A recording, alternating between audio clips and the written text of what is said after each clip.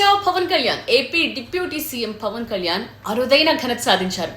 Martial arts లో ప్రావీణ్యులైన ఆయన ప్రాచీన జపనీస్ కత్తి సాముకళ కెంజుట్సులో అధికారికంగా ప్రవేశం పొంది అంతర్జాతీయ గౌరవాన్ని సాధించారు. 3 దశాబ్దాలకు పైగా సాగించిన సాధన, పరిశోధన, అంకిత భావానికి నిదర్శనంగా ఈ అరుదైన ప్రపంచ స్థాయి గుర్తింపు లభించింది. కరాటే, యుద్ధ కళల పట్ల పవన్ కళ్యాణ్ కు ఎంత ఆసక్తో మనకు తెలుసు. సినిమాలో కూడా తరచుగా చూస్తూనే ఉంటాం కదా. మార్షల్ ఆర్ట్స్ అంటే ఆయనకు పిచ్చి. చెన్నైలో ఉండగానే కఠినమైన శిక్షణతో పాటు నిరంతర సాధన చేశారు.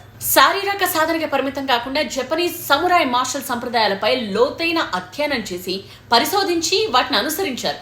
ఈ సాధనకు గుర్తింపుగా గోల్డెన్ డ్రాగన్ సంస్థ ఇప్పుడు ఆయనకు టైగర్ ఆఫ్ మార్షల్ ఆర్ట్స్ అనే విశిష్ట బిరుదును అందించింది. ప్రముఖ బూడో నిపుణుడు Hanshi professor doctor Siddiq Mohammadi మార్గదర్శకత్వంలో పవన్ కళ్యాణ్ కెండోలో సమగ్ర శిక్షణ పొందారు. ఉన్నత స్థాయి సాంకేతిక నైపుణ్యం పొందారు.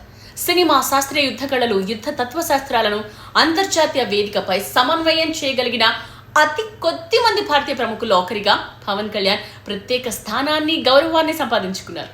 ఎక్సలెంట్ కదా.